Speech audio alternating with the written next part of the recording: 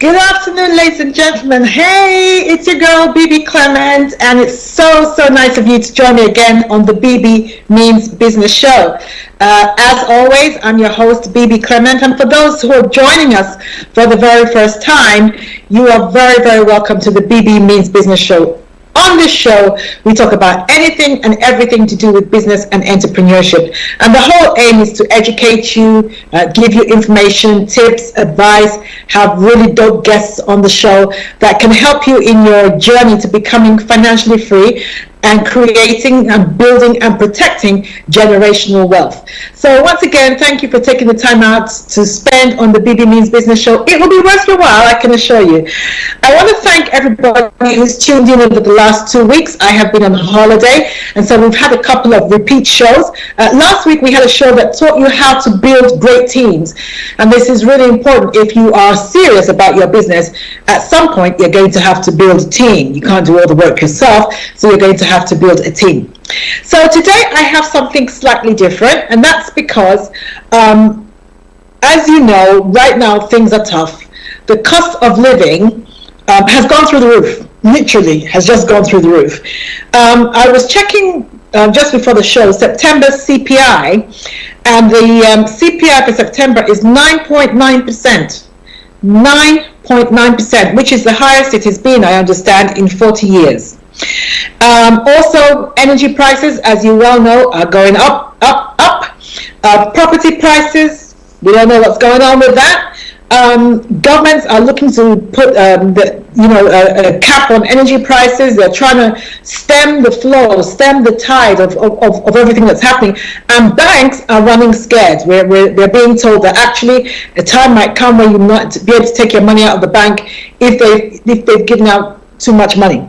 So everything is up in the air at the moment, and so understandably so, and I think this is a good thing.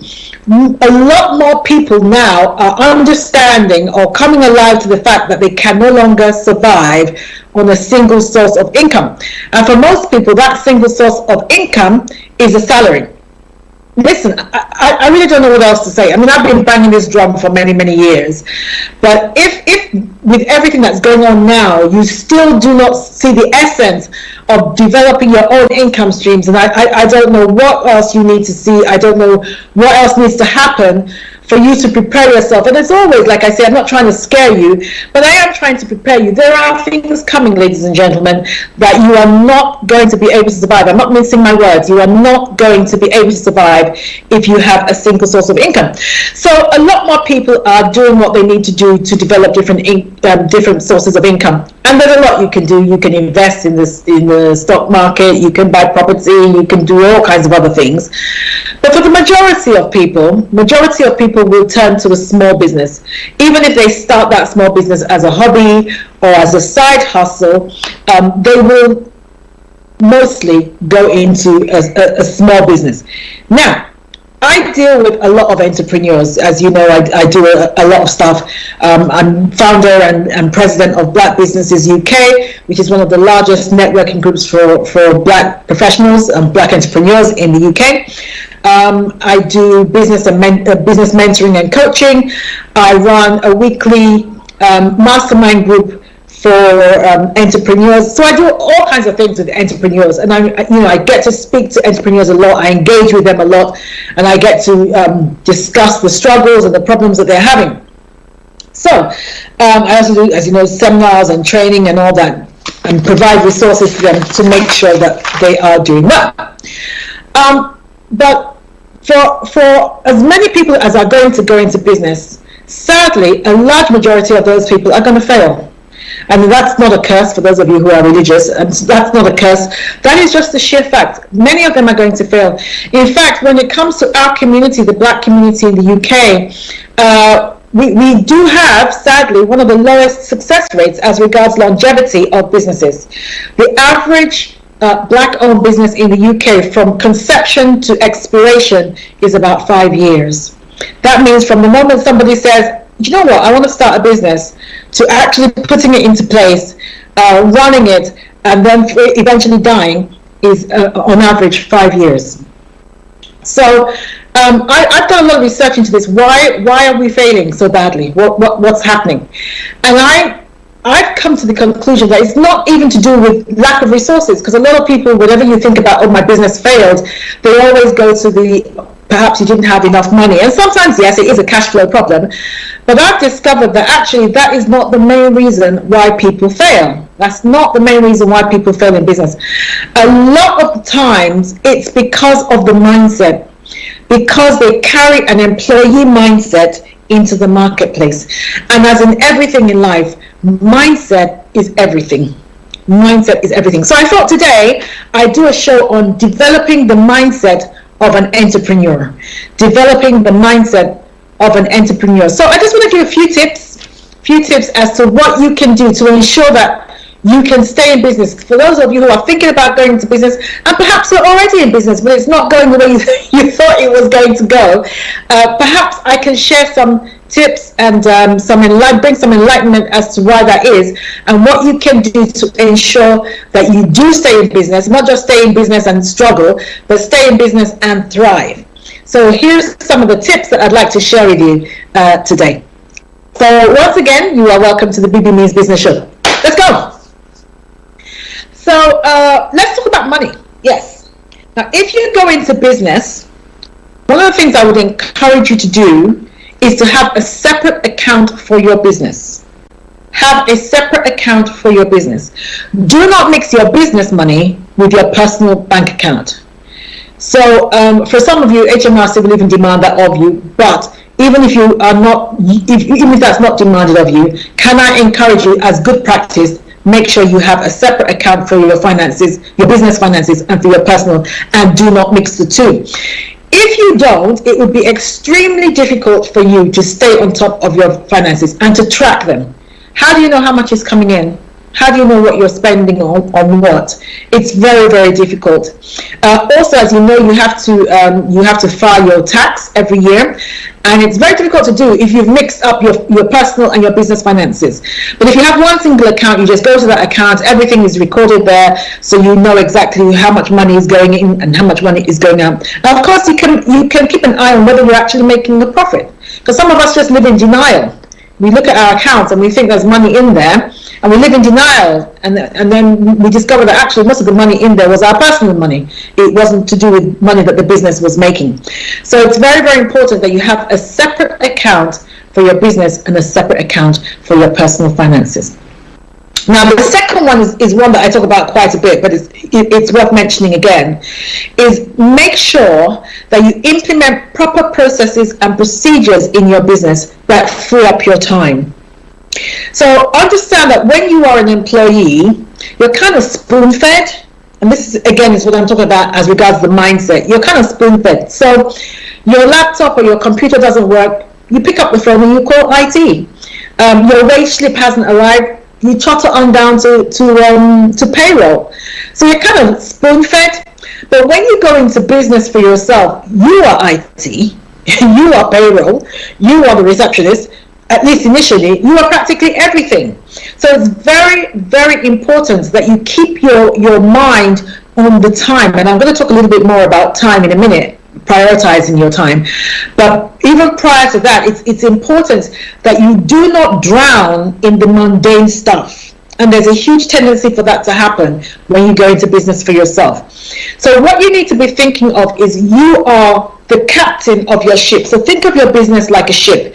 You are the captain of that ship, and your job is to strategize, is to steer that ship, to keep your eye on where that ship is going and how it's going to get there, and leave all the other mundane stuff to the ship hands. The cooking, leave that to the ship hands.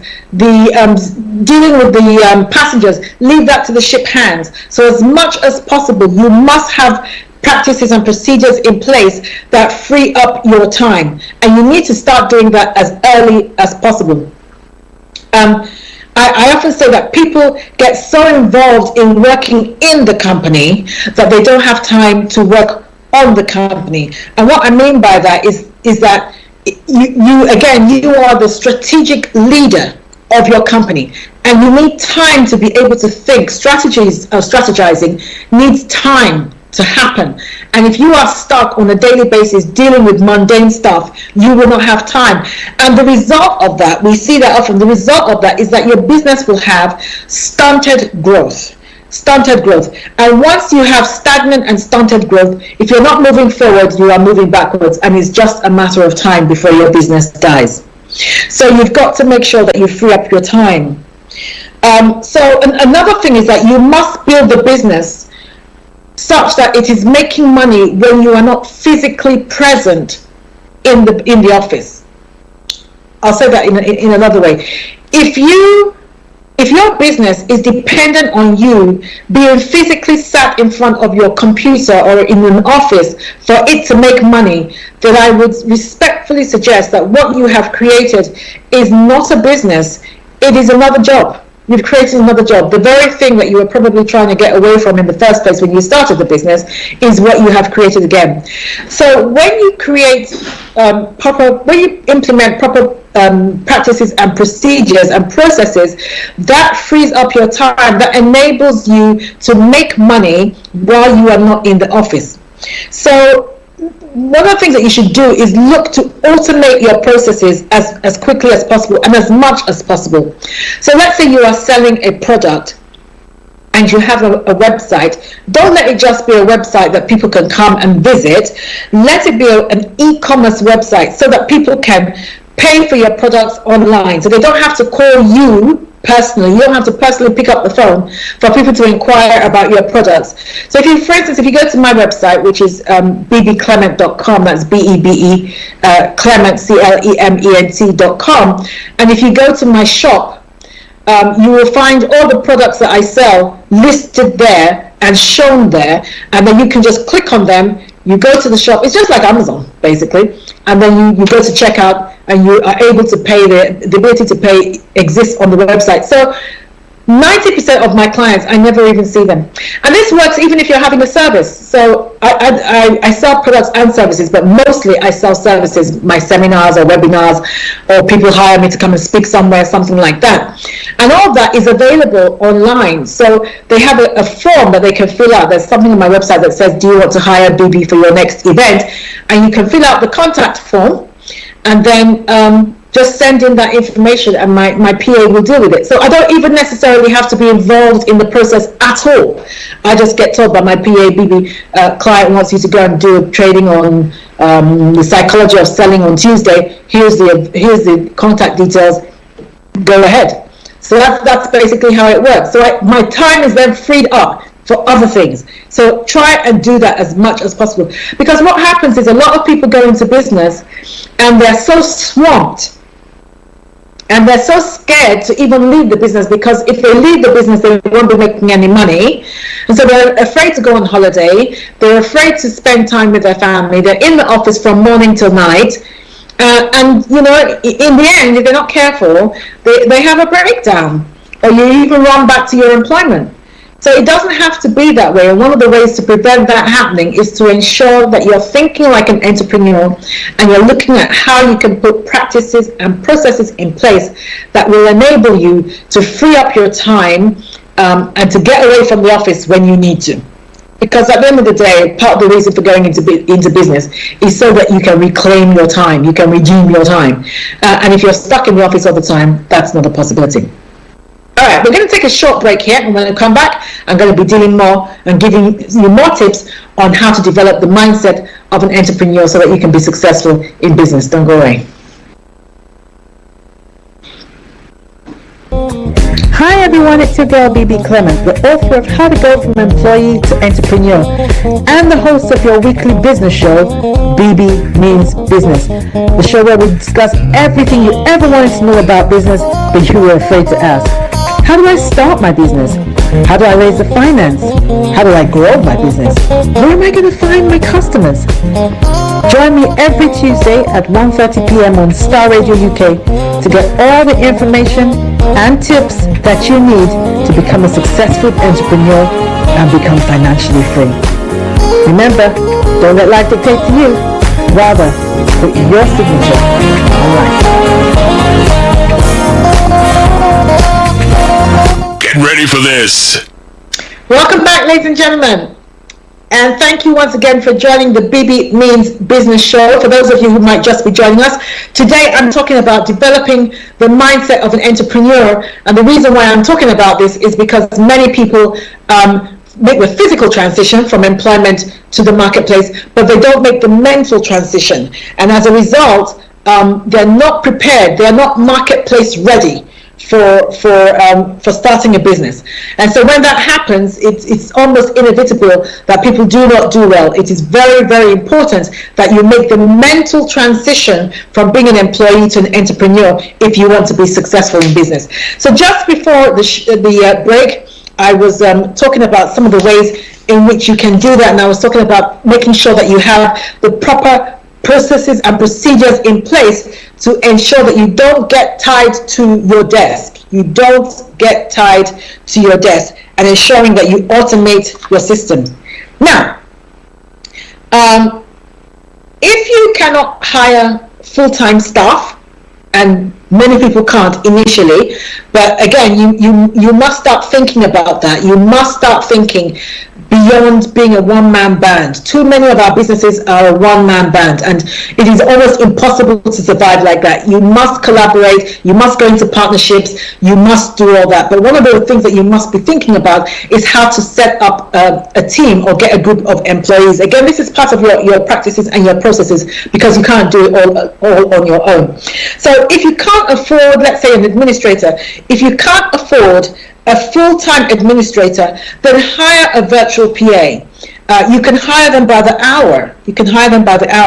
And so you can pay them by the hour, or use a serviced office who can take your messages for you. Anything to free up your time. Anything. So if you have a virtual PA or you have a service office, you don't have to personally be on the end of the phone in order to engage with clients, because again, that takes up too much of your time. Also, encourage clients to communicate with you via email as opposed to calling you. Because once you've got them on the line, then if they want to chat, they're going to keep chatting. There's not much you can do. But if you ask them to contact you by email, that way you get to filter out what is really important, what you need to get back to immediately, or what could just, it can just wait, or somebody else can do for you. So that's one of the things that you can do. If you are looking for staff that you can pay as and when, two good sites to have a look at. One, people per hour, and Fiverr. Fiverr does things more like graphic design. You want to prepare something for marketing. They're probably better for things like that. But people per hour, good for PAs and stuff like that. You can find them on there, and they're not that expensive, to be honest. I think people think they're more expensive than they are. But again, one of the things, of course, that you do when you're an entrepreneur is you keep your eye on your cash flow. So you might not need to have a full-time employee. I don't know how much business you're doing, but you might not need to have a full-time employee. So you look to how you can keep your overhead low so that you can maximize your profit. Keep your overhead low so you can maximize your profit. So rather than go and hire someone full-time, look for how you can hire them for maybe 1 or 2 hours a day. So maybe in the morning you just need someone who can check all the emails and let you know what is really important, or just respond to any of the letters that have come in. You don't need them for more than a couple of hours. Anything more than that, then they're just sitting at your desk twiddling their thumbs, and you can't afford to have people on your books who are doing that. Okay, so that brings me to the important issue of time management. Now, I think that probably one of the things that really makes us do poorly in business is because we have poor time management skills, and we carry that into our business. Now, so for those of you who, as employees, you're always late to work,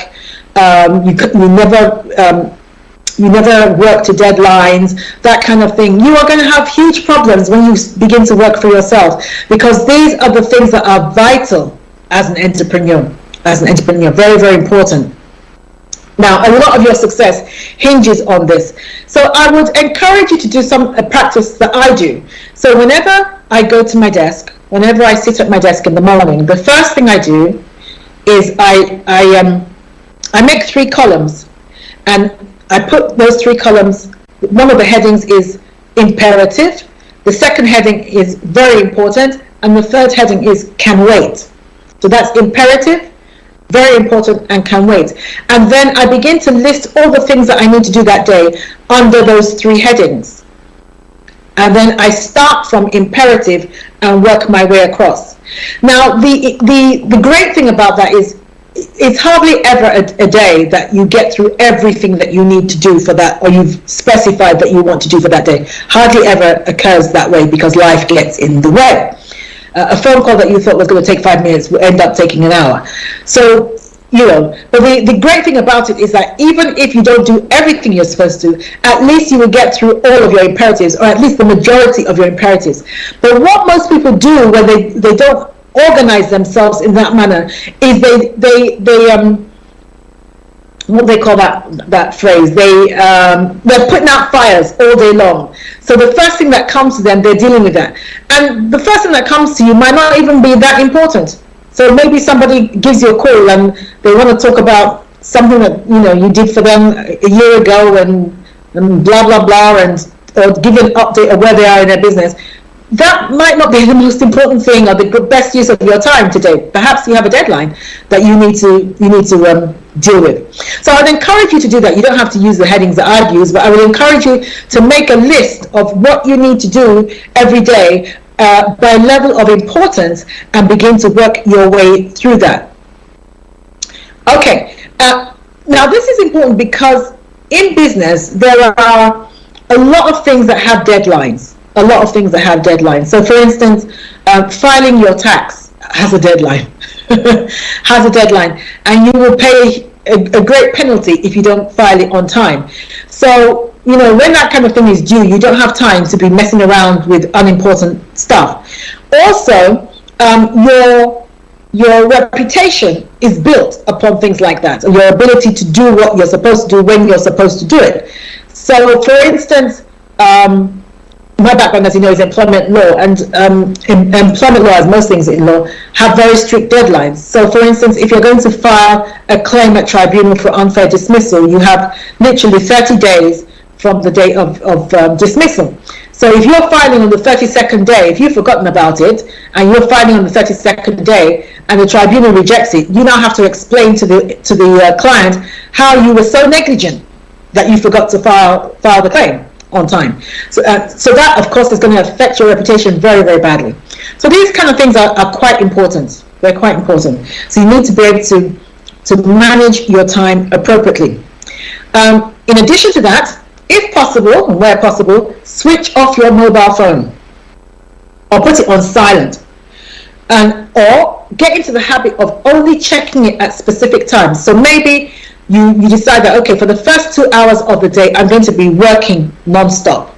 But then I'll take a break around 11:30, and I'll just check my phone, see if any messages have come in, or if you just need a break, you want to look at something mindless on Instagram or something like that. But even that, you time it. Because if you're not, these things are addictive, and if you're not careful, that thing that you said you were going to quickly check on Instagram, 40 minutes later, you're still sitting there. And what you should have really done with your time is waiting for your attention. So you don't want that to happen habitually. So make sure you discipline yourself. And it is discipline. That's what we're looking at here, self-discipline. Or perhaps somebody calls you, and you know that the person calling you, all they want to do is gossip or gist. You have to get into the habit of saying, I'm really sorry, can I call you back? I'm just right in the middle of something. And don't feel guilty about that. Don't feel guilty about that. In fact, when you do that, people will understand and begin to get the message that actually I'm running a business. This is not a game I'm playing here. This is not a hobby. I'm running a business. My livelihood depends on this. And they will be more respectful of your time, because some people, in all honesty, have no respect for your time. And you have to let them know that actually I'm not messing around here. I am running a business. Okay. Then the next tip is to build a power team. Build a power team with reputable, reliable, and affordable professional services. And whether we like it or not, you need professional services. Now, again, in my community, we tend not to value professional services. And then when we get into trouble, as we sometimes do, we want them to work miracles. That doesn't work, because hardly any of them can. So it's important for you to know from the get-go that you are going to need professional services. I would encourage you to hire people who have a good reputation. So ask around from other entrepreneurs, who's a good lawyer or who's a good accountant or that kind of thing. Ask around and make sure that you interview them before you hire them, and you're happy that they understand the vision of your company or of your business, because that's very, very important. Not everybody does. So it's important that you're happy that they get you. Basically, they understand where you're going and they understand their role in helping you get there. Now, for instance, I'll just mention some of the people that you are going to have in your team. In a little while, I'm going to be doing a series on building a power team, and I'm going to have guests on the show who represent certain members of that power team, just so that you know the kind of people that you need. But I'll just mention them here in passing. One, the first person you need, if you're going to do business, you're going to need a solicitor. You can't get around that. You're going to need a solicitor, because there are certain things that you are going to have to be involved in, agreements that you're going to sign, terms and conditions that you're going to have to agree to, and 9 times out of 10 you don't know what you're signing and you don't understand the small print. So don't try and be smart and think that you can circumvent this. Pay for a good solicitor. Now, when I say pay for a solicitor, again, if you're a business, then you don't go and hire an immigration solicitor. You hire somebody who understands business. And I'm going to use this opportunity to promote our company, AugustineClement.com. So that's www.augustineclement.com. Solicitors. Our law firm is designated to small business owners. So that's what we do. Commercial law. So whether you use us or not, please don't go and hire someone who does employment law alone or does immigration or has no idea about business, because you will run into trouble. So again, I would ask around if I was you, because reputation is quite important. And like I said, have an interview with them and ensure that they understand your vision. Then the next person that you're going to have in your power team is your accountant, or at the very least a bookkeeper. You must have someone who's keeping an eye on the money, and oftentimes you can't. And sometimes, even when you are keeping an eye on the money, you are not clear on what the figures are showing you. So, for instance, some people will look at their accounts and it looks like it's buoyant because they see a positive figure in there. And what they don't understand is that figure is their turnover, not their profit. There's a difference between turnover and profit. Now, your accountant will be able to tell you, actually, that's not your profit, honey. You are not doing as well as you think you're doing. Also, if you're going to hire an accountant, I would encourage you to hire one who also does tax advice, because you will need a tax advisor. This is very, very important. I was listening to an interview by Shaq O'Neal recently. You remember the former NBA player, and he was saying how when he became an NBA player, he didn't understand finance. He just knew that they were paying him millions of dollars, and he looked to him like that was going to last forever. He didn't understand finance. He was totally financially illiterate. And then one day he bought himself a car, and his dad said, "Where's mine?" So he went and bought one for his dad, and then a couple of other things for family members. And he said in his mind, everything came to just about $600,000. So he was like, okay, $600,000, I can afford that. And then the next day, his tax advisor called him and said, "Shaq, what are you doing?" And he said, what do you mean? He said, you spent over $1 million in a day. He said, no, I didn't. I didn't spend over $1 million. I spent about $600,000. And then his tax consultant said, that's how much you purchased the products for, but you have to pay this tax, that tax, the other tax. And by the time everything had been added, he had spent over $1 million and didn't realize it. So this happens quite a bit. Because we don't understand the system, you need people who do and who can interpret it for you, especially your tax consultant and especially your accountant, so that you don't get yourself into trouble. and you are fully understanding the data that you are receiving from your bank account, from the figures that you are seeing, you're interpreting them correctly so that you know exactly what position your business is in. Really, really important. Okay, now once you begin to get staff, you will need somebody to manage your staff. Don't try and do it yourself. Now that doesn't mean you have to necessarily hire an HR manager. You can outsource. In fact, I would you in this climate to outsource as much as possible. This is the beauty of doing business in this day and age. Outsource as much of your work as possible. You can outsource your HR. So do that, so that they can make sure that they're keeping an eye on your employees, because I'm telling you, you do not want employee stress. I can assure you, you don't want that. It's important that your employees are happy, that you have proper policies and procedures in place. Again, don't try and circumvent that. It's important. It is the law that you have proper policies and procedures, have staff handbooks, so that if anything goes wrong, staff know exactly where to go, what to do. Perhaps they have a grievance against some manager or even against you. What do they need to do in order to correct that? You must have clear and proper practices and procedures in place. Do not run your business like, some of us, especially those of us who come from Africa, where these things are probably not always in place. We come to somewhere like Europe and we think we can get away with the same, and then we get ourselves in trouble. You cannot get away with it. So I would strongly encourage you to get into the habit of having good practices and procedures. Okay. All right. I'll do one more, and then I'm going to take another short break. Set short-term and long-term goals for your business. And these goals should be constantly reviewed to make sure that you are on track. Now, some people go into business, they have no goals for their business. I'm amazed at the number of people I speak to, and I say, okay, so what are you hoping to achieve over the next 6 months, or where are you hoping your business is going to be in the next 1 year? And you can see by the look on their face, the forward look on their face, that they've never even given it a thought. Never given it a thought. Now, I can't understand this. I really can't understand this. When you go for a job interview, one of the things that they ask you is, where do you see yourself in 5 years' time? That's because they expect you to have thought about your career progression, and to be able to tell them about what conclusion you've come to.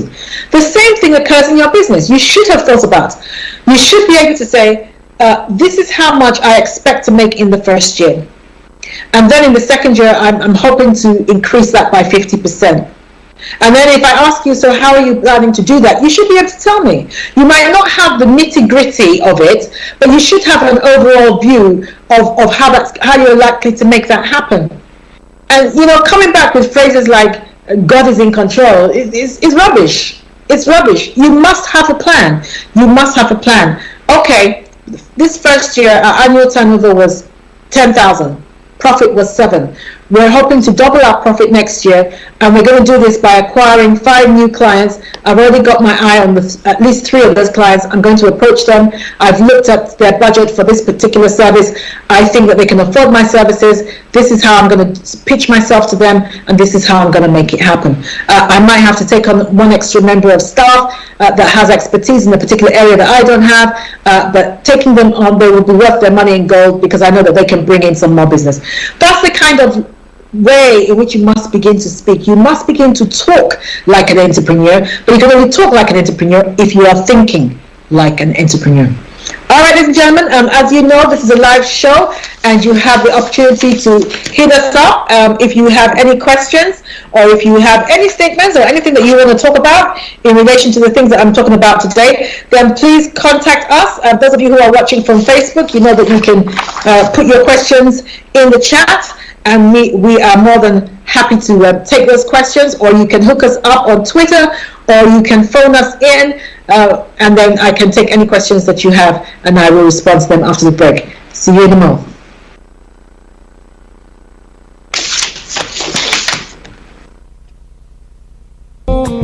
Hi everyone, it's your girl Bebe Clement, the author of How to Go from Employee to Entrepreneur and the host of your weekly business show, Bebe Means Business, the show where we discuss everything you ever wanted to know about business but you were afraid to ask. How do I start my business? How do I raise the finance? How do I grow my business? Where am I going to find my customers? Join me every Tuesday at 1:30 p.m. on Star Radio UK to get all the information and tips that you need to become a successful entrepreneur and become financially free. Remember, don't let life dictate to you. Rather, put your signature on life. Get ready for this. Welcome back, ladies and gentlemen, to the Bebe Means Business Show. As you know, I'm your host, Bebe Clement, and today I'm talking about developing the mindset of an entrepreneur, because it's really important that if you're going to go into business, you are mindset ready to do just that. Because if you're not, it is very, very difficult. It would be very, very difficult for you to be successful in business. So my aim today is to get you ready.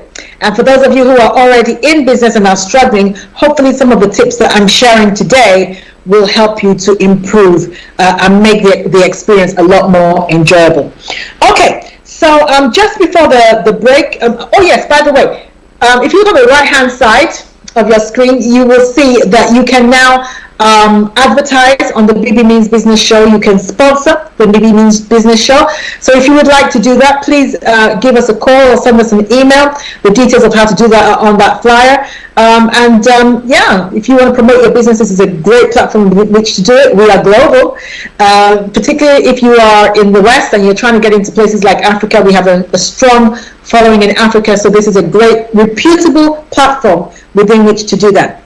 Okay, back to the show. We are talking, as I said, about developing the mindset of an entrepreneur. And just before the break, I was talking about having a growth strategy. Now, one of the things that I would encourage you to do is write down your business goals. Write them down. Like the Bible says, write the vision and make it plain so that those who read it can run with it. Write down your business goals and your strategy for growth for coming years or for coming months, both short term and long term. I have actually written down my goals, both business and personal, for the next 10 years. So I would encourage you to do the same. You may not hit all of them, that doesn't matter, but at least you are aiming at something. Your aim is more likely to be correct rather than you're firing here, there, and everywhere and not hitting anything in business. So make sure that you write them down, review them periodically. So it might be, okay, every other month I sit down and I review my goals. And again, one of the people that I would encourage you to have in your power team is a business advisor or a business mentor. Now, you might be lucky to have somebody that you don't have to pay, that is just, happy to help you or hold your hand through the whole process, but it might be that you have to pay somebody. Don't shy away from that. These kind of people, they're worth their weight in gold. So make sure you have somebody who understands your terrain and can advise you. Now, if you do have such a person and you've written down your goals, then review your goals with that person every so often. So maybe every 3 months you have lunch with them and you review your goals.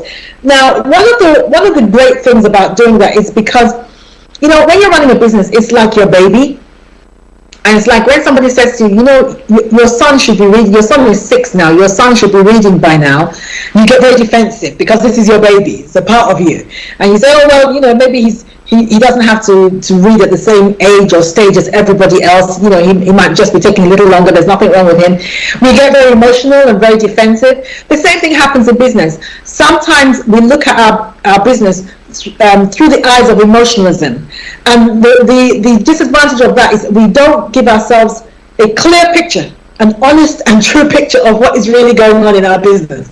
But when you have a business mentor, they are quite dispassionate. They are standing afar from your business and they can tell you the truth. Don't get a business mentor who's just going to, stroke your ego all the time. They're of no use to you. You need to get someone who can say to you, Bebe, 3 months ago we had a meeting. You told me that you were going to do A, B, C, and D, and you've only done A. Why? That's what you need. You need that kind of person. So review your goals every so often. Also, like I said, you need to think of your business, even if at this stage it's just a side hustle, but treat it as if to say this was your only source of income. If you had no other source of income, if you didn't have a salary, you didn't have anything else coming in, and this was all you had to pay the mortgage and to pay the bills, how would you run it? How would you, what would you aim for by way of income? How much do you need to survive? So that's the first thing you need to do, is look at your own personal life and your expenses. How much do I need to survive? And you've got to start thinking of ways in which your business can cover that, at least meet your expenses. Otherwise, you're just wasting time. Honestly, otherwise it's just a hobby. It's not a business. And we can't afford to have hobbies at this stage. We've got to have real, full businesses. All right. Now, the next one is somewhat related to money, and it is knowing your value and charging accordingly. Now, again, this is huge. This is huge. I have a friend, if he's listening, I'll give a shout out to Morton Patterson. He's been on the show once or twice before, and he talks about knowing your value in the marketplace. That's his area of expertise. But that area of expertise is vital, I think. It's vital, because you'll be amazed the number of people who do not understand the value of what they're bringing to the marketplace. And as a result, they undervalue and therefore undercharge for what they're bringing. So what you need to be aiming for by way of clientele is you need to be aiming for what we call a preferred client.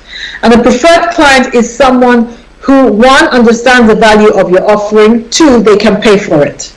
Don't waste all your time doing your spiels and trying to convince clients who cannot pay for your service, or who don't understand the value. People who understand the value, you don't necessarily have to spend a lot of time convincing them. So look for those kinds of clients. Now, you yourself must understand the value of what you're bringing. So irrespective of what anybody else thinks, you must understand the value of what you are bringing. So once you understand the value, then you can charge accordingly. So for instance, as a trainer, as you know, I do a lot of training in business. I do a lot of in-person talks. What they are paying for, when people say, for instance, okay, Bebe, can you come and do a 3-hour talk for us? And I say, okay, fine. So perhaps maybe I charge them £500. And they might say, oh, but it's only 3 hours. No, actually, that isn't what you're paying for. It's not the 3 hours of delivery that you're paying for. The 3 hours delivery is the least thing that you're paying for. One, what you're paying for is the years that I spent gathering the information and the knowledge that I have and the expertise that I have. Two, another thing that you're paying for is my reputation. You wouldn't have come to me except you know that I can deliver, and I can deliver well, and I'm a good speaker.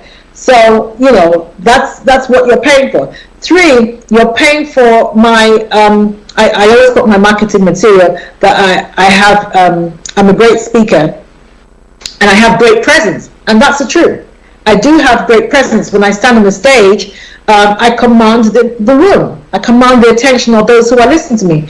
That's what you want. That's the kind of, that's what you want when you have someone deliver a training session on your behalf, on the behalf of your company. You want somebody who can command the room, not somebody who opens their mouth and everybody starts snoring.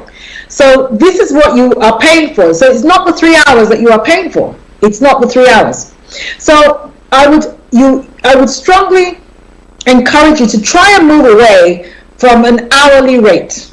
If possible, try and move away from an hourly rate and start charging based on value. Now, let me give you a tip here.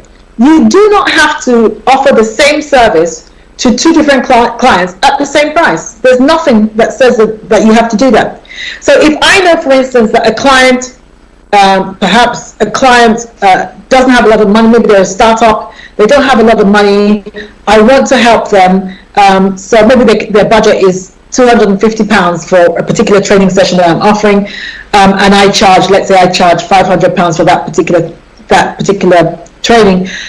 I can make a decision and say, okay, you know what, I just want to contribute, I want to help towards helping you build your business, so I'm going to charge £250, that's not a problem. But if client B comes along and client B has a plush office in Canary Wharf, and I know that the budget for training in that company is 5,000, I have no hesitation in charging them £5,000. No hesitation whatsoever. There is no law that says I have to charge two different clients the same amount for the same service. There's nothing that says that. So don't be afraid to do that. Again, like I said, try and move away from the hourly rate. Also, don't forget to charge for preparation time. This is something we often do. Don't forget to charge for preparation time. It is your job to educate the client as to what it is that you are bringing. So again, they just look at you and they think, okay, you're only delivering for 3 hours. But then I would ask the client, do you have the material and I'm just delivering? Because if that's the case, then yes, I'm willing to accept £500 for the seminar.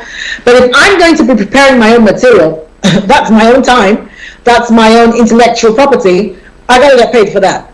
I'm sorry, that's a separate fee. Because what often happens is we don't charge for that, and it's those things, those seemingly little admin things behind the scene that actually take up your time. You can be doing that for hours. It can take me days to put together a seminar. It can take me days.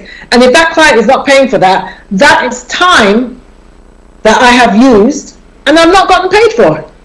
So these are the things that you need to educate your client about if need be. And sometimes a client will say, for instance, like the example I just gave, and I said, okay, yes, I'll deliver the seminar, but since you don't have your seminar material and I'm putting it together, I'm going to charge a separate fee of £500 for that. And they might say, oh, Bebe, then, altogether it's going to be outside our budget. And I said, that's fine, not a problem. I have a colleague that I can recommend. She doesn't charge as much as I do. I can recommend her to you. 9 times out of 10, when you say something like that, they think that the colleague that you're going to recommend is not as good as you. If they're not charging as much as you, then they're not as good as you. Again, this is all mindset. A lot to do with selling is psychology. And so they said, no, okay, baby, let's see if we can stretch it, that kind of thing. So, but yeah, again, you should also try and remove yourself emotionally from your fees.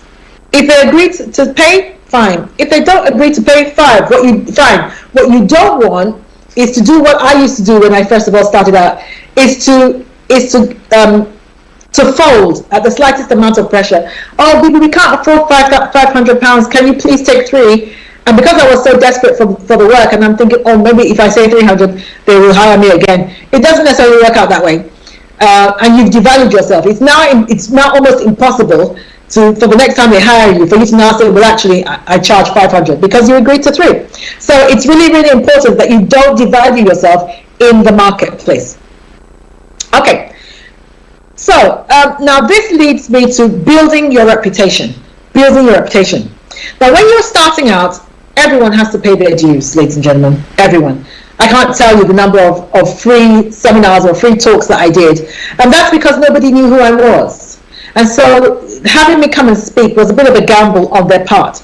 So I had to pay my dues, and you will too. There'll be some things you'll have to do for free. There are some things you'll have to give extra. There'll be some products you'll have to give away, that kind of thing. But don't let that deter you. You are selling and you're building. Because while you're doing that, you are building your reputation. You're building your reputation. But now that I have a good reputation, and I've established myself in my space as a great communicator, then I can now charge accordingly.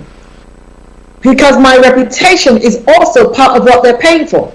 So when they say they're going to have an event and they put me on their flyer as part of the guest speakers, and people who know me and have heard me speak will say, ooh, Bebe's coming to speak. I can't tell you the number of events I've turned up, and I've met complete strangers who will say, oh, Bebe, I came because I heard you were speaking, which is always, such an honor, by the way, to hear people say that.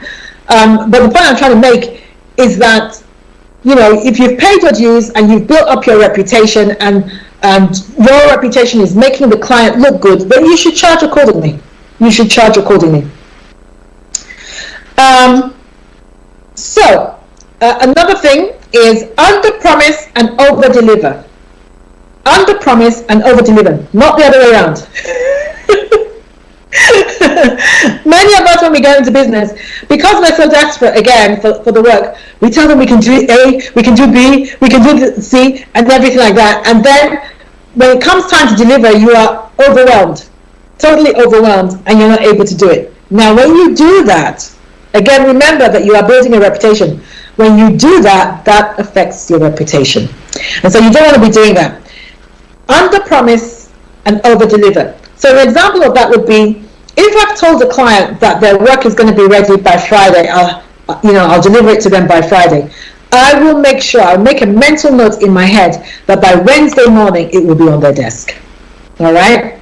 So inevitably I'll get a phone call and say, oh, Bebe, that thing arrived this morning. Oh, thank you. I wasn't expecting it until Friday afternoon. And you say, yes, I knew that you needed it, so I prioritized it. They love that. Clients love that. So under promise and over deliver. Now, another thing about being in business is that you must develop business acumen. You must develop business acumen. And what do I mean by that? I mean, identify opportunities and manage your risk. That's really what entrepreneurs do. They identify opportunities and they manage risk. Now, opportunities do not come with a sign on them saying, I am an opportunity. It is your job as an entrepreneur to identify opportunities and to take advantage of them. And most opportunities, ladies and gentlemen, are brilliantly disguised as problems. And your job is to identify the problem and look at how you can solve it. Look at how you can solve that problem for the client. So recently I was I had a meeting with a client who had hired me to offer training for some of her staff, and we were just having the initial meeting. We were just chatting, and she just in passing made a comment about some of her staff members, and I thought, okay. So while we finished talking, we finalized the deal. She told me which of my trainings that she was gonna take on, training packages she was going to take on, and then I just mentioned to her, and I said, you know what you said earlier actually struck a chord. I can put something together for you that can address that issue with your staff. And she said, really? I said, yes. I said, because if you don't address that staff, they're going to be underachieving, and there's no point in you just giving them training if that issue is not addressed. It's no point. It's like putting paint on rust in a car. It's of no use. So she said, oh, okay. Can you put an outline for me? Can you put it together and send it to me? So I said, yeah, sure. So I did. I sent an outline, and she's going to run with it. She was that. So again, this was a problem for her. She hadn't voiced it as a problem. She just made a comment in passing, but I was able to identify that this is something that needs a solution, and bring it to her attention that actually this problem is a lot bigger than you think, or has the potential to be a lot bigger than you think, and the sooner you nip it in the bud, the better. And as a result of that, I was able to get more work. So this is the way that entrepreneurs think. This is the way they think. Whenever you're having a conversation with a client, make sure you're listening. You're listening. Active listening. Active listening is a skill. So make sure that you are doing that. All right. You also have to manage risk. So, for instance, sometimes clients will come to me and say, oh, Bebe, I think this is within your area of expertise. Can you come and do a talk on this? And they mention the topic, and actually I probably can wing it, but I know that I'm probably not the best person for it. I actually know somebody else who could do a much better job. Now, I could go along, that would be a risk, and deliver it, but I'd much rather maintain my reputation. So I would actually say to the client, listen, I actually think I'm not the best person for this, but I do know someone who is a lot better at this than me. So if you don't mind, I'd like to refer her to you. I'll ask her to give you a call, and you can speak with her, but I can guarantee you she's excellent. And the clients will appreciate that. They would appreciate that, the fact that you didn't, you thought enough of them, you respected them enough not to just see them as a money cow to make money from, but it was more important to you that they have the best. And they would appreciate that. So I manage that risk in that way. That's just an example. There are lots of ways in which you can Manage risk. All right, just before we go, I'm just going to do this last one. Develop a mindset for success. Develop a mindset for success. As a man thinketh in his heart, so is he. If you say to yourself, I can't do this, no amount of opportunities that come your way are going to rescue you from that mindset. If you think in your mind, I'm not a good entrepreneur, nobody in my family has ever been successful in business, or I've tried a business before and I failed, I'm guaranteed to fail at this one. For as long as you have those limiting beliefs about yourself, no matter the opportunities that come your way, you are not going to do well. You got to deal with them. You've got to deal with them. There is no reason why somebody else should be successful in business and you should not. No reason. But again, it's important that you deal with these things. I don't know if you know Les Brown, but Les Brown is probably one of the greatest motivational speakers of our generation, and definitely one of the most successful. And he was saying that he could have been doing what he's doing now. He could have been doing this 14 years before he started. But he talked himself out of doing it because he had a complex about the fact that he didn't have a college degree up till now. I mean, the man is in his 70s now, and he doesn't have further education. He didn't feel that he could speak that well. He didn't feel like he knew enough, and he was intimidated. He felt, how is corporate? There's no way corporate America that all went to Yale and everything, and Harvard and everything. How are they going to hire somebody like me who failed twice in secondary school? How are they going to hire somebody like me who was labeled educationally retarded in school? How are they going to hire somebody like me to come and speak to them about business? And so for 14 years, he let himself be talked out of doing what that man was born to do. If Les Brown can't motivate you, well, you're on your own, girl. But this is how these things are real, and they're so important. So sometimes these limiting beliefs and these mindsets they go back right to our childhood. Maybe somebody said something about you or to you that made you feel that you were not enough, and you were not able, and you were not qualified, and you have carried that into your adult life. Sometimes people have project their issues on you, and you buy into it. So I remember I was doing a talk. I was doing a seminar one day, and it was for a group of entrepreneurs. And there was this lady in that group. She was an accountant, and she had a very good, very thriving, very profitable business. And I was talking about self-esteem and self-limiting beliefs. And she said something, I'll never forget her story. She said, Bebe, you're so right. She said, when I was growing up, she said, I grew up in a single-parent household, and my mother raised us, and we were all girls. And when I was growing up, my mother used to say to us, life is hard and then you die, because her relationship with my father hadn't worked well, and she was kind of bitter about her lot in life. And so she had her daily mantra. She said there was hardly a day that went by that her mother did not weave that mantra into a conversation. Life is hard and then you die. So she said, I grew up with that at the back of my mind. And so when I went into business, I really wasn't expecting to do well, because I too thought that, well, life is hard and then you die. So I expected life to be hard. I expected to fail. I expected to be disappointed. I expected, to not do as well. And so even when success began to come, I didn't know what to do with it. I didn't know how to handle it. I didn't know how to take advantage of it because of what her mother had projected upon her. So these things seem like they're subtle, but I can assure you, these are the things, more than anything else, that limit our success in business. Ladies and gentlemen, thank you once again for joining the Bebe Means Business Show. I hope you've enjoyed it, and I hope I have helped you in some way in developing the mindset of an entrepreneur, because if you don't get the mindset right, it's going to be very difficult for you to be successful. And I want to be successful. I want to hear all your testimonies. I want to hear everything that's happening in your business. So drop me a line sometime. Drop me an email. Let me know what's going down in your business. Let me know if the program has helped you in any way. We want to hear about it so that I can shout about it and let everybody know that the Bebe Means Business Show is part of your success story. Ladies and gentlemen, have a great week. Stay safe and well. And as I always say, don't let life dictate to you. Rather, put your signature on life. Bye-bye.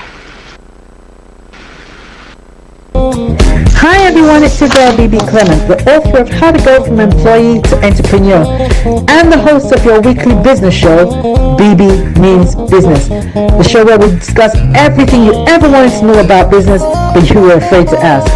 How do I start my business? How do I raise the finance? How do I grow my business? Where am I going to find my customers? Join me every Tuesday at 1:30 p.m. on Star Radio UK to get all the information and tips that you need to become a successful entrepreneur and become financially free. Remember, don't let life dictate to you. Rather, put your signature on life.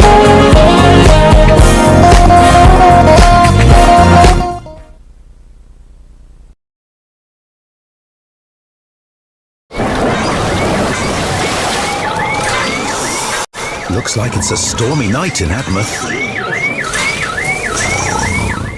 Oh, that'll be Mr. Pandy. Luckily for him, his house and car are insured with Admiral.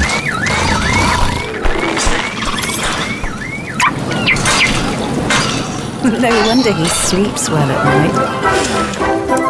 With Admiral Multicover, the more you protect, the more you save.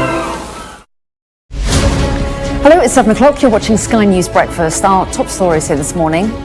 Temperatures drop across England with a cold weather alert, warning of icy conditions and a risk to the vulnerable. Meanwhile, more than 240 flood warnings remain in place as communities begin the clear-up following Storm Heng. The Metropolitan Police confirms it's investigating the Post Office over potential fraud offences relating to the wrongful prosecution of hundreds of sub-postmasters. Also ahead, a boost for workers as national insurance is cut, but the Chancellor admits he doesn't yet know if taxes will drop before the next election. And the US Supreme Court will rule on whether Donald Trump can be kept off the ballots for this year's presidential election 3 years on from the Capitol riots as he trades blows with Joe Biden. He's a threat to democracy. I'm a threat. They've weaponized government. He's saying I'm a threat to democracy. In sports, Anthony Joshua is set to fight the former mixed martial arts star Francis Ngannou in Saudi Arabia. And Tottenham Hotspur are into the fourth round of the FA Cup as they beat Burnley thanks to a wonder goal from Pedro Porro.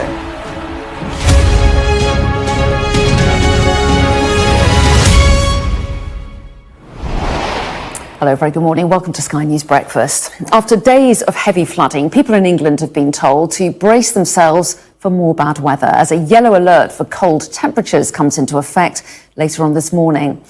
While the rain may be easing off, the warning means that there's an increased risk of ice and fog, threatening to bring a different kind of havoc to those already struggling in the aftermath of Storm Heng. Well, the alert from the UK's Health Security Agency covers the whole of England from 9 o'clock this morning, and it lasts until midday on January the 12th. Forecasters say the combination of overnight freezing temperatures and saturated ground means we're likely to see increased frost, fog and icy conditions. And the alert warns there's increased risk of death to vulnerable people, including the over 65s and those with underlying health conditions. Well, this cold weather comes as more than 1,000 homes were flooded due to the heavy rain. As of this morning, there are more than 240 flood warnings and 260 flood alerts in place across England. Well, our communities correspondent Becky Johnson has been in Nottingham to see the damage firsthand. Across large parts of the country, riverside communities have been inundated. Weeks of heavy rain left the ground saturated and rivers full. The water had nowhere else to go. In Nottinghamshire, where a major incident was declared, nothing could stop the rising rivers. Came to the main house overnight, basically. Erica showed us inside her home, one of several that are flooded in the village of Collingham. Gosh, it's almost over our wellies, isn't it? Yeah. She didn't have chance to save very much. The entire downstairs now filled with water. I was expecting a bit, but not as high as this, and I'm I am concerned about how high it's now going to get. And I wondered if I ought to move some more stuff upstairs, really. So you didn't get all the furniture up in time? Well, there's nowhere for it to go. No. It's only a small cottage, so the upstairs is full. These floods are exceptional. This house hasn't flooded for 24 years. It means people who wouldn't expect their homes to fill with water have suddenly had to deal with situations like this. And here, at least, the river levels are still rising. Down the road, you can't tell where Jack's garden ends and the river begins. The tenant he rents the house to got out before the water got in.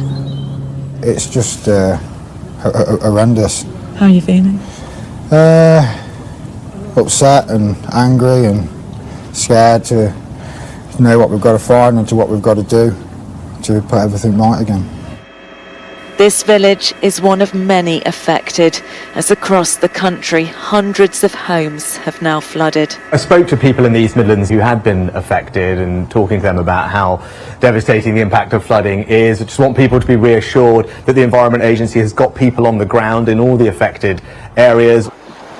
In Shropshire, flood defences protected parts of the village of Ironbridge from the swollen River Severn, but others couldn't keep the water out, with people doing what they could to try to stay safe. While up in York, parts of the city centre were flooded as the River Ouse burst its banks. In Oxfordshire, water ran down the high street in Chalgrove as fields across the county resembled lakes. In places like Worcester, they'll only know the full extent of the damage as the water begins to recede. As it does so, there's a warning of ice and frost with a health alert issued for England as the weather continues to make life miserable for thousands of people across the country. Becky Johnson, Sky News, Nottinghamshire. Dave, ain't this the life? Another cheap flight found on kayak. Sun in the sky, drink in your hand. All you need is to actually book it. What? Dave, stop holidayzing. Press the button. Do it. Yes, Dave! Save 25% or more when you search and compare flights on kayak.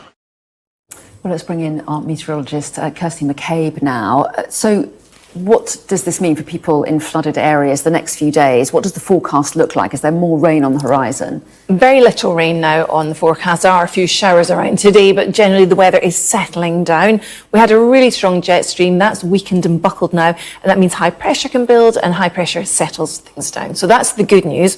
We still have obviously a lot of water, a lot of standing water and spray. We've still got the runoff from the fields, so it's still worth keeping an eye. There are still plenty of flood alerts and warnings in force at the moment, but the general trend is that things improve in terms of rainfall, but we're seeing a real change now. We're going to see something much colder. Yes, and warnings about that cold weather. Absolutely. So for our public health services across England now have been alerted that we're expecting this cold spell of weather.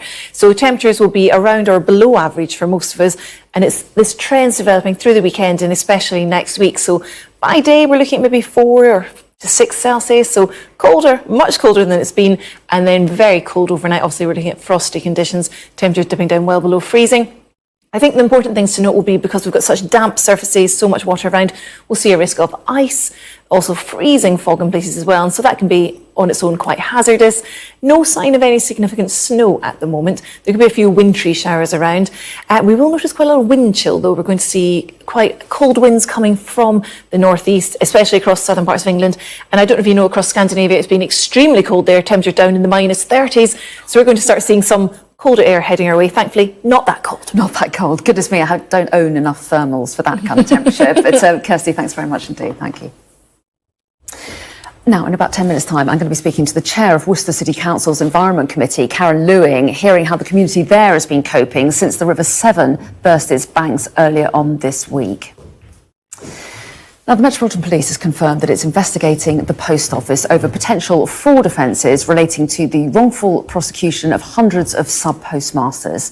Well, Molly Malone is here with me and has more on this. And this is one of those stories that shocks you every time you read about it, isn't it? So what's the latest development? Yeah, this is quite a big development, symbolically at least for the victims that have been going through this for decades. Between 1999 and 2015, hundreds of them, up to 700 people that owned and managed post offices right up and down the country were wrongfully investigated, convicted, prosecuted for basically what amounted to a faulty computer system, which when they were cashing up in those post offices made it look like they were taking money and cashing in when actually it was an imbalance and problems with this Horizon computer system. Now, as you say, it's been going on for years and years and years, and we've seen high court battles, we've seen prosecutions, we've seen so much over the decades, but now the Met Police have confirmed that they're investigating various different strands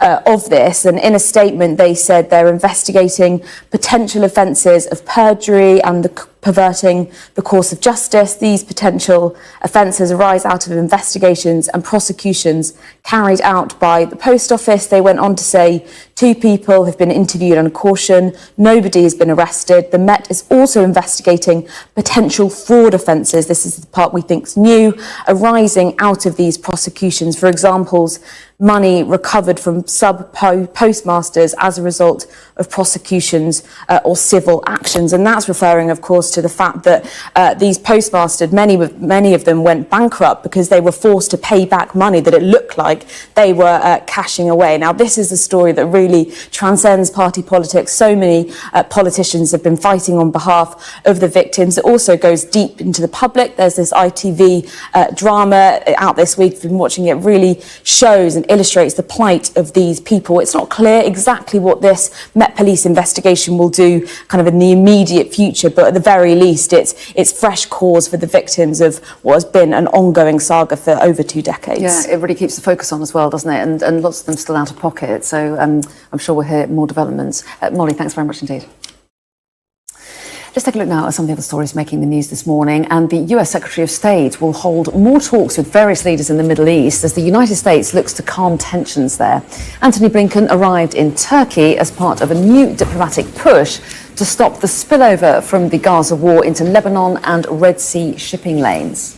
At least 4 people, including a child, have died in a suspected arson attack on a passenger train in Bangladesh's capital, Dhaka.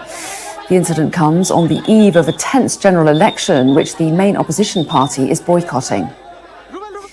Members of Oscar Pistorius' family have told Sky News that he's not the same man who was taken into custody 11 years ago. The former Paralympic champion's family claim he suffered numerous hardships while in prison, but believe he served his time. They also said that Mr. Pistorius doesn't have plans for the immediate future other than looking for a job. Today's cut to national insurance will bring a welcome pay boost to millions of workers across the UK. So let's take a look at some of the changes. National insurance will be cut from 12% to 10% on employee earnings between £12,570 and £50,270 from today. A person earning the UK's average salary of £35,000 will save £450 a year or £37.38 a month as a result of this change. Well, let's cross Westminster and bring in our political correspondent, Rob Powell, now. Hi there, Rob. So a boost for many workers here, this national insurance cut, but as far as other tax cuts are concerned, it's not yet known whether or not the Chancellor is likely to go that route. Yeah, that's right, Anna. In November, this was the centrepiece of the autumn statement that Jeremy Hunt delivered. There was 2 other national insurance changes announced for self-employed people as well. Those will come in at the start of the next tax year in April. This one was brought forward probably because of the looming election. I think we can probably expect more tax cuts when Jeremy Hunt delivers the full budget in March because of voters going to the polls likely in the back half of this year. On what they might be or if they might happen, Jeremy Hunt was remaining coy, though. Have a listen. Even after the effect of the tax rises that have happened previously, this means that a typical family will see their taxes go down next year. It's the start of a process. As Chancellor, if I can afford to go further, I will. I don't yet know if I can. But we want to do this because it helps families and it also helps to grow the economy. At PensionBee, you can check on your pension progress anytime you like, Be pension confident. Chancellor's words there on taxes going down for an average family. A big part of how this tax cut is being paid for is by other stealthy tax rises, in particular the freeze to allowances and thresholds. So the amount you can earn before you start paying tax and national insurance, and the amount you earn before you are bumped up into higher tax brackets. Those have remained frozen. They haven't been rising with inflation. Now, the think tank, the IFS, has factored that into today's tax cut, and you do get a different picture. So for someone on the average £35,000 salary, you talked about the £450 tax cut they will get. Actually, if you factor in the freeze, that comes down to a £130 benefit. For those who earn a bit more, they will gain more. But if you're on £29,000 salary or less, overall, you will likely lose out. And I think if you look over the long term, because these thresholds and allowances are staying frozen, almost everyone will lose out. So yes, average families gaining this year, but over the long term, personal taxation is still rising. So a better way to think of this is probably the Chancellor giving back some of what he's raising in stealthy tax rises elsewhere. OK, Rob, thanks very much indeed. Thank you. And just to let you know that later on this morning at about 8:10, we're going to be speaking to Labour Party's chair, Annalise Dodds, to get their reaction to the latest national insurance reduction and the ongoing flooding situation across the UK. To the US now, where the Supreme Court has agreed to hear Donald Trump's appeal over Colorado's decision to ban him from its presidential primary elections over his involvement in the US Capitol riot 3 years ago. It's a ruling that promises to have profound implications for this year's presidential election, as our US correspondent James Matthews reports. This was the walk-on to the election trail 2024. In stepping forward, Joe Biden looked back on politics past, reflected in the present. There's something dangerous happening in America. The campaign film before the live event had already pitched the message that January the 6th was an assault on US democracy, that he defended it then and he's defending it now. Biden travelled to Valley Forge, where George Washington, America's first president, once spoke to his troops of democracy as a sacred cause. The President of the United States, Joe Biden. America's 46th president said same. Whether democracy is still America's sacred cause is the most urgent question of our time.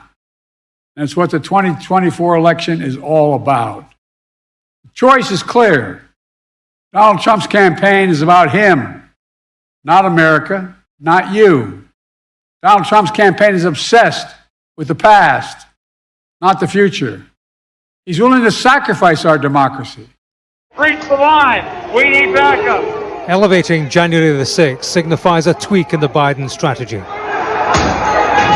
He's fought the long game, principally on his record in government, but it's left him tied with Donald Trump in the polls and behind in key states. Placing an insurrection front and centre builds a referendum on his rival. The man in question built a Biden comedy routine in a subsequent speech in Iowa. Did you see him? He was stuttering through the whole thing. He's got he's a threat to democracy. They've weaponized government. He's saying, I'm a threat to democracy. He's a threat to democracy. Wow. Okay. Couldn't read the word. Amidst competing versions of January the 6th, the event itself and the fallout, Joe Biden's advisors talk about this coming election as a public's first chance to deliver its judgment. They say their hope is that when voters see democracy on the line, they will vote to protect it. There is much about this election that looks and feels like the one before. January the 6th and everything it signifies is threaded through both. James Matthews, Sky News, in Washington. Well, let's return to our top story now, and the severe flooding impacting parts of the UK. Well, in Worcester, the floodwaters are slowly beginning to recede, which means that residents will now be able to assess the damage caused to their homes and gardens.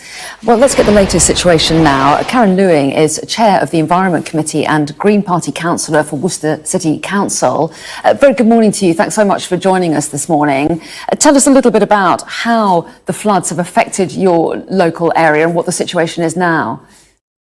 Okay, so the rain has obviously caused the river to be very fast flowing and get to about 5.55 metres high, and that means that it's affected roads, play areas, car parks, and the racecourse. And people who've got flood defences have put them up. These are the houses, the terraced houses that sit along the River Severn. And you'll see the fast flowing of the river. That's actually an image of the racecourse. And you can see that it looks like the river. It's very powerful water. Yeah, extraordinary. And what about people's homes and businesses? Have they been affected? Yeah, well, you can see the houses on Waterworks Road, which is in my ward. They have got gates and pumps to get the water out. And the key thing is the warning system in the first place to make sure that people can get these up, which they did this time. We've got some restaurants in town that have got their flood defences up as well and are closed for business at the moment, but hopefully opening at the beginning of the week, next week. Well, yeah, how much support is the council able to give those people who are affected? Yeah, well, I think because we are used to being flooded, we do have them quite frequently. Obviously, it's increasing the intensity of it, the amount of it. So, you know, this is our third flood this winter already, and that's much more than they used to be. But it's a coordinated response with Worcestershire Highways, and of course, when the water does recede, we've got a clean-up team where they have to basically clear all the mud and the stuff that's all over the road and all over like benches and bins and play areas. So something that people of Worcester have sadly had to get used to, and something that you're saying is happening more frequently. So has enough been done? Are the flood defences adequate enough? What would you like to see done?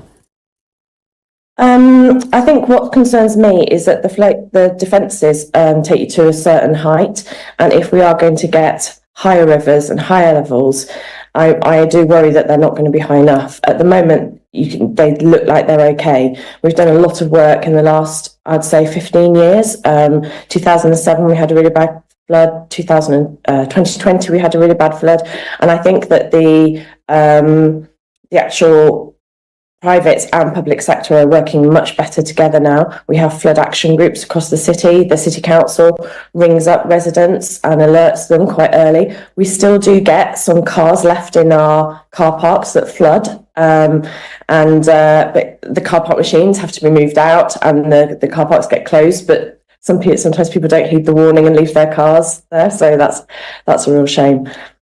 Yeah, horrible to come back to a flooded car, of course. Yeah. Well, Karen Lewing, good luck to you and to everybody there, and hope that the waters recede soon. Thanks very much indeed. Okay, thank you.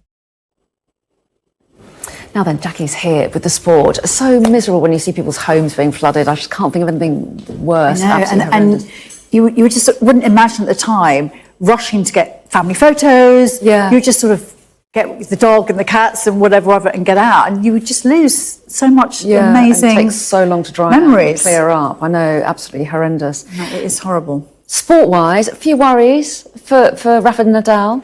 Oh my goodness, devastation in the Beltrao house. We're such Rafa fans. Oh, his final year, it's going to start well in Australia, and it looks like he's injured again. He might not even make the Australian Open, which starts next weekend. That was awful. We've also got some big boxing news which happened overnight. Maybe a bit of a surprise. Anthony Joshua set for another showdown in Saudi Arabia. Plus, as we said, more injury heartbreak for Rafa, just a week away from the first Grand Slam of the year. How bad is it? And we'll bring you the best of the action and a great couple of goals from last night's games in the FA Cup third round.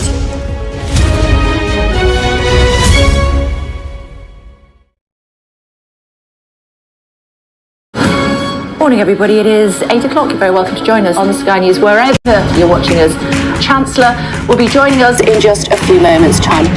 Evidence of the cost of living crisis. And we'll start with breaking news. There's only one place to start this morning against the dollar ever. It was like night found. It's 5 o'clock. This is the News Hour. I'm Mark Austin. Coming up in the next 60 minutes. Welcome to the Politics Hub on the UK Tonight throughout the course of the week.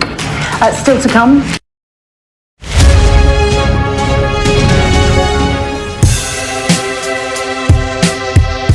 I'm Martin Brunt, and I'm Sky's crime correspondent.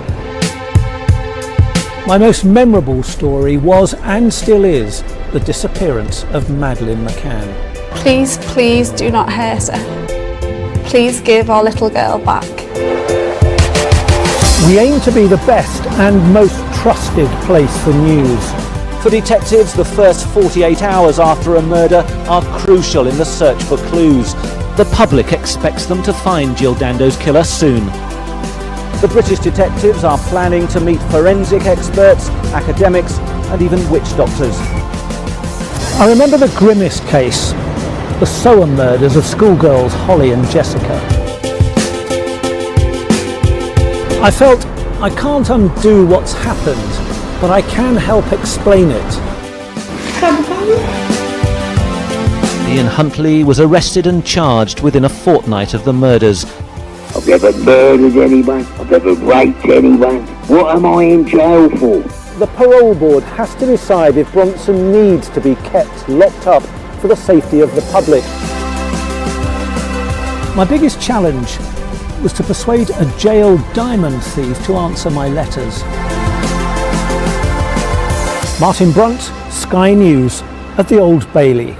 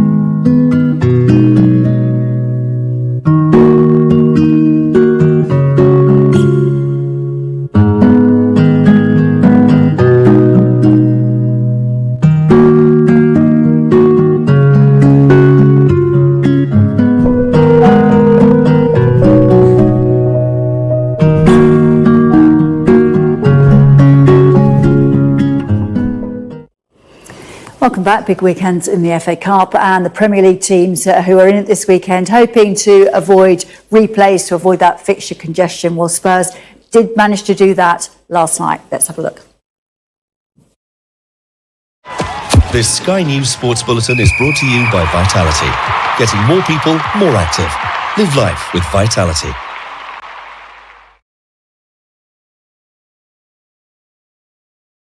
Hearing you talk about the difficulties of winning the treble specifically, did the challenge of it somehow make you feel almost alive in a way that you haven't felt in previous seasons, because you were competing in such huge moments and winning? We need that as a club, not just me, that I need it, not just the players, I think they need it, all the organisation. I think we need to say, wow. And not just the results can put in the place where you have to be.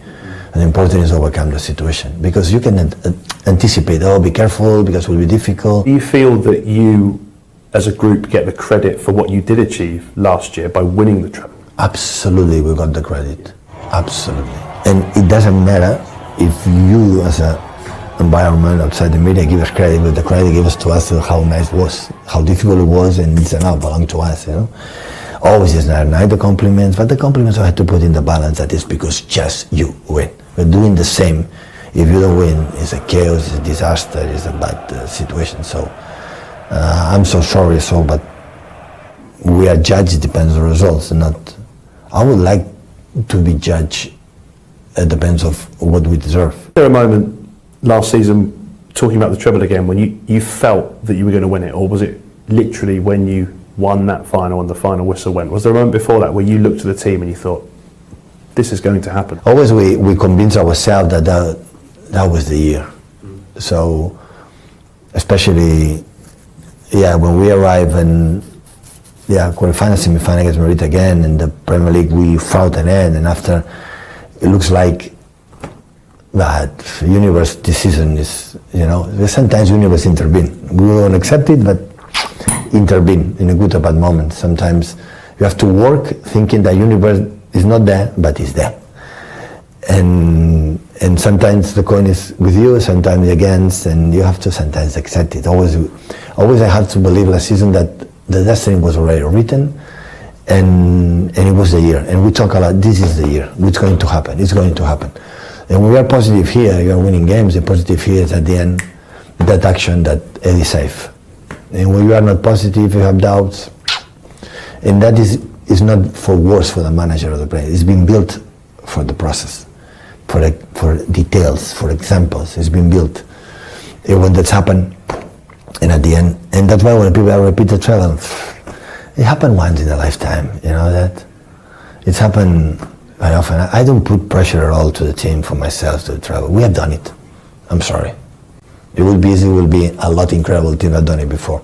And I will leave that for the people who win the Premier League will be a big disaster, but after, we're going to fight for that I know myself and all my players, it's going to happen. But when you're going to win, for the people it will be a failure, but we will not be, because we cannot win all the time, every single season. The people is waiting no win, except our fans. People are desperate to win. That is normal. I will have that same feeling, the same one, for all the statements, opponents, everything. It's normal. It's against City, they're boring, man. Win another one, it's normal. You have to try to avoid it, but all the people waiting. When you win, the people is so happy. Not just the contenders, everyone. I will have the same feeling. When one team and I winning all the time, come on, lose one year happen. But that is the challenge, to fight against all, except us, against all. And try it, accepting that the people don't win forever. Some teams don't win forever, not in any sports, in any, except you are Michael Jordan, but we are not, so. Were you joking when you said about retiring at the end of the season if you repeat the treble? Was that a joke? Of course it was not a joke. Of course it was not a joke. I have spoken with the players this season, so forget about the titles, forget about it, these kind of things. In the short term, in short view, what we have to do, this is the most important thing. Take us back to June the 7th, ahead of the game, because you'd had such an amazing run to the final. Were you quietly confident? I was, and I remember coming in and saying, how did the other semi-final go? And This Sky News Sports Bulletin is brought to you by Vitality. Thanks, Jackie. Let's take a look at the weather now. Warm memories wherever you go. The weather, sponsored by Qatar Airways. Well, the weather's turning drier and cooler, but for the moment we still have a fair amount of cloudy, damp weather over parts of England. It's a chilly start, a little bit cooler than we've been used to. Under the clearer skies in the west, we've got a few patches of mist and fog and some frost as well. It's going to be quite a gloomy day in the east, under that blanket of cloud and patchy rain, but elsewhere there'll be more sunshine with just a few showers. Some of the showers will be rather heavy though at first, and during the afternoon the showers in the west should begin to ease off a little. The weather, sponsored by Qatar Airways. You're watching Sky News Breakfast. We're going to be looking at the papers again in a moment, including focusing on why storm after storm has made Britain a sopping wet sponge. That's according to the Daily Express this morning. We're going to be looking at the effort to clean up flood-hit communities, as well as the day's other headlines in our paper review. Up next.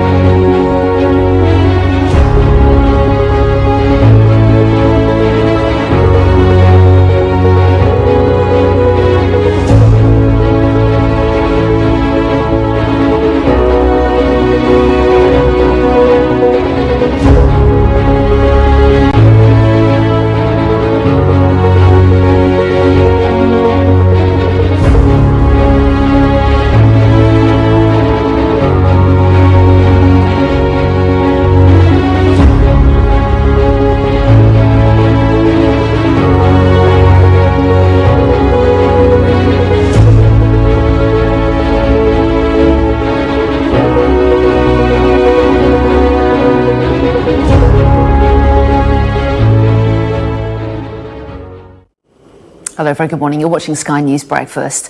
Our top story today, and there are still flood warnings in place across the country. But the better news is that the rain is expected to ease off this weekend, giving some communities a chance to at least begin clean-up operations.